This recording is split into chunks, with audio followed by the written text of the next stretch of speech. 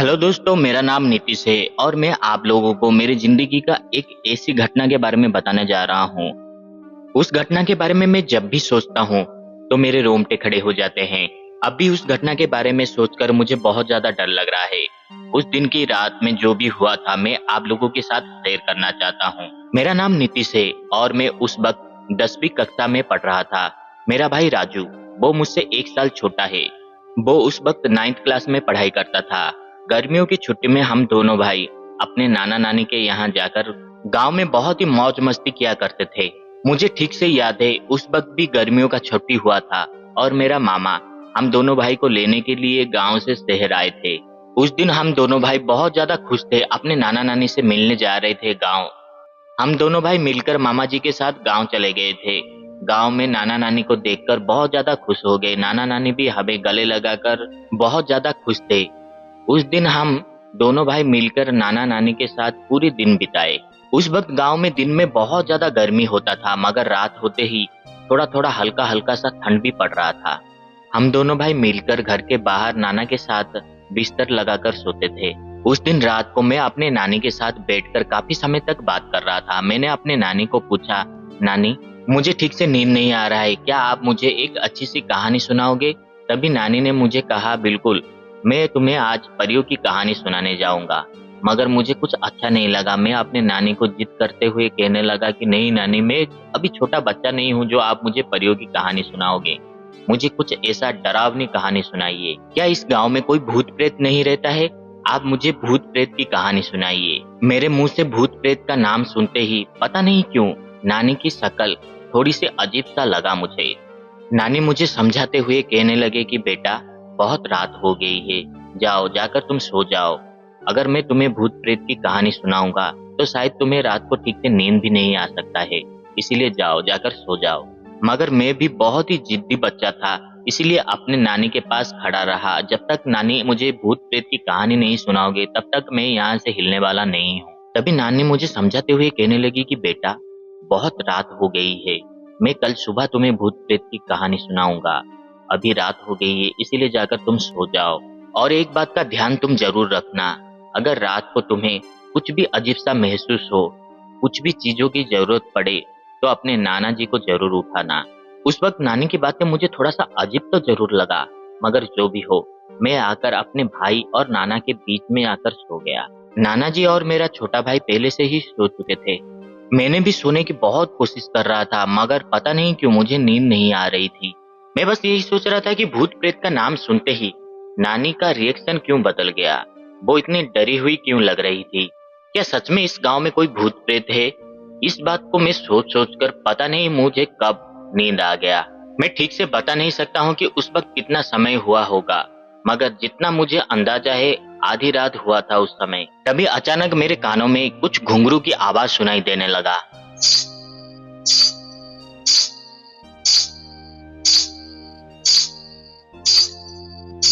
उस वक्त मुझे ऐसा लगा कोई औरत सड़क में आधी रात को चलकर जा रहा है। आखिर वो कौन है जो इतने आधी रात को कहाँ जा रहा है, ये देखने के लिए मैं उठकर बैठ गया। मैंने देखा कि दूर एक औरत सफेद कलर का ड्रेस पहनकर किधर जा रही थी। मैंने देखा कि वो औरत कुछ ही दूरी जाने के बाद एक बिजली के खंभे के नीचे जाकर खड़ी हो गई। बिजली के खंभे के नीचे खड़े होने के वजह से उस औरत के ऊपर जो लाइट लगा था वो हल्का सा रोशनी पड़ रहा था उसके ऊपर। ये सब देखकर मुझे कुछ अजीब सा लगा, आखिर वो औरत रुक क्यों गई? मैं ठीक से देखा कि उस औरत का शक्ल देखते ही मेरे रोंगटे खड़े हो गए, मेरे माथे से पसीना निकल आया। हल्का सा रोशनी होने की वजह से उस औरत का शक्ल मुझे ठीक से दिखाई दे रहा था। इतना भयंकर चेहरा मैं आज तक कभी भी नहीं देखा था। उस औरत का आंखें बहुत ही बड़ी बड़ी और लाल थी। उसके शक्ल में कुछ अजीब सी मुस्कुराहट मुझे दिखाई दे रही थी। ये सब देखकर मैं डर के मारे सो गया। फिर मेरे कानों में कुछ अजीब सा आवाज सुनाई देने लगा।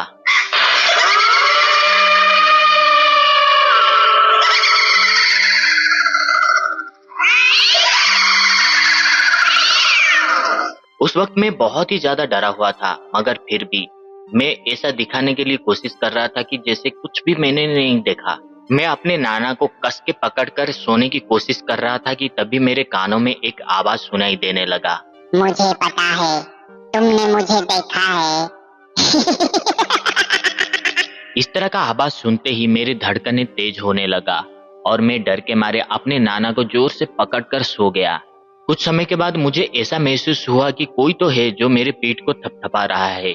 उस वक्त मैं बहुत ही ज्यादा डरा हुआ था, मगर फिर भी मैं अपनी आंखें हल्का सा खोलकर देखा कि वो और कोई नहीं बल्कि मेरा नाना ही था।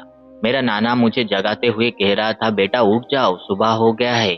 मैंने उठकर अपने चारों ओर देखा कि सच में सुबह हो गया था। रात को मैं जो भी देखा था, जो भी सुना था, वो एक बुरा सपना था। ये सोचते ही मेरा दिल को बहुत ही तसल्ली मिला। मैं खुश हो गया। तभी अचानक मैंने देखा कि गांव की एक जगह पर बहुत ज्यादा भीड़ था। लोग आवाजें कर रहे थे। आखिर ये भीड़ किस लिए है, लोग इतना चिल्ला क्यों रहे हैं, ये जानने के लिए मैं और मेरा भाई दोनों ही भागते हुए उस जगह पर जा पहुंचे। हम दोनों भाई उस जगह पर जाकर देखे कि लोग उस जगह पर बातें कर रहे हैं कि एक औरत को भूत पकड़ लिया है। वो औरत कल तक तो ठीक थी, मगर पता नहीं क्यों वो औरत कल रात से ही बाहर निकलकर चले गई थी और उस औरत को गांव के कुछ लोग मिलकर गांव के पास वाले जंगल में एक बरगद के पेड़ के नीचे बैठा हुआ पाए। वो औरत दिखने में कुछ अजीब सा लग रही थी और अजीब अजीब सा बातें भी कर रही थी। वो लोग उस औरत को गांव लेकर आए। तभी उन लोगों का ये पता चला कि उस औरत को कोई शैतानी आत्मा ने उसके शरीर को अपने कब्जे में कर लिया है। वो औरत जोर जोर से हंस रही थी। मेरा नजर जैसे ही उस औरत के ऊपर पड़ा, मेरे माथे से पसीना निकल आया। उस वक्त मुझे डर लगने लगा था। ये औरत और कोई नहीं बल्कि रात को मैं जो सपने में देखा था, ये वही औरत थी। वो औरत मुझे देखते ही मुस्कुराते हुए कहने लगी कि मुझे पता है तुमने रात को मुझे देखा था, मुझे पता है तुमने रात को मुझे देखा था। बस यही बात जोर जोर से चिल्लाते हुए कहने लगी। उस औरत का वो आवाज सुनते ही मैं डर के मारे अपने नाना के घर भागता हुआ चला गया और अपने नाना नानी को कहने लगा कि अब मुझे इस गांव में नहीं रहना है। किसी भी हालत में मैं अपना घर वापस जाना चाहता हूँ। मेरा नाना नानी मुझे समझाते हुए कहने लगे कि आखिर बात क्या है, तुम्हें आए हुए तो सिर्फ 2 दिन ही हुआ है, मगर फिर भी तुम वापस जाना चाहते हो, आखिर बात क्या है बेटा।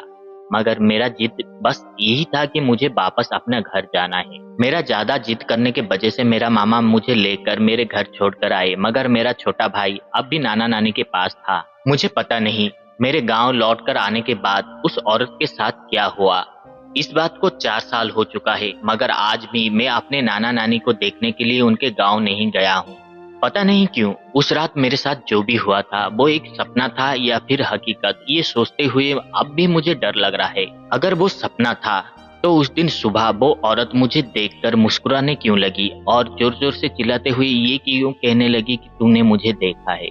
अगर ये हकीकत था तो उस गांव में जाने के लिए मुझे बहुत ज्यादा डर लग रहा है। इस बात को सोचते हुए 4 साल हो गया मैं अपने नाना नानी के यहाँ कभी भी नहीं गया हूँ।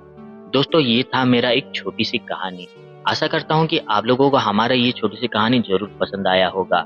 अगर आप लोगों को हमारा ये कहानी पसंद आई तो वीडियो को एक लाइक और हो सके तो चैनल को एक प्यारा सा सब्सक्राइब जरूर कर दीजिएगा। आज के लिए बस इतना ही, फिर मिलते हैं एक नई वीडियो में एक नई कहानी के साथ। जय हिंद।